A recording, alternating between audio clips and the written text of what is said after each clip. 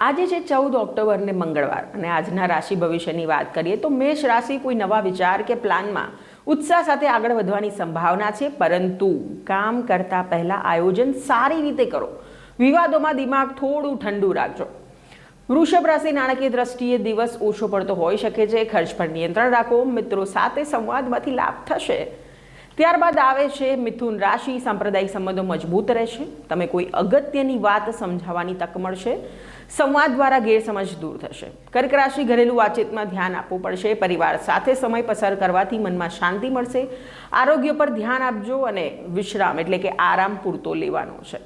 ત્યારબાદ છે સિંહ રાશિ. સ્વાભાવિક રીતે નેતૃત્વ કરવાની ક્ષમતા મળશે. તોફાની સ્થિતિઓમાં પણ તમે માર્ગ બતાવી શકશો. નવા લોકો સાથે સંબંધોમાં સુજાગ રહો. કન્યા રાશિ નિયોજનબદ્ધ કામ કરજો, કારણ કે તો જ તમને સફળતા મળશે. આજે કોઈ નવું પ્રોજેક્ટ શરૂ કરવું તે યોગ્ય સમય હોઈ શકે છે, પણ આરોગ્યમાં થાક હોઈ શકે છે, જેથી વ્યવસ્થા જાળવજો. તુલા રાશિ સમાનતા કામ અને વ્યક્તિગત જીવન વચ્ચે સંતુલન જાળવવા પડશે. વ્યાજબી સમય વ્યવહારિક નિર્ણયો લેવા માટે અનુકૂળ રહેશે. વૃશ્ચિક રાશિ ભાવનાઓ વધારે ચાલુ રહી શકે છે. વાતોને બહાર લાવવાને બદલે વિચાર કર્યા પછી જ બોલજો. આર્થિક નિર્ણયો લઈ રહ્યા હોય તો થોડું સલાહ લઈને કામ કરજો. ત્યારબાદ છે ધનુ રાશિ. ઉચ્ચ ક્ષેત્રોમાં ઉત્તમ આવશ્યકતાઓ આવી શકે છે. યાત્રા કે વિદ્યાર્થીઓ માટે, ખાસ કરીને વિદ્યાર્થીઓ માટે સારી તક છે, અને પરંતુ ખર્ચ વધવાની દિશામાં પણ થોડું ધ્યાન આપી દેજો.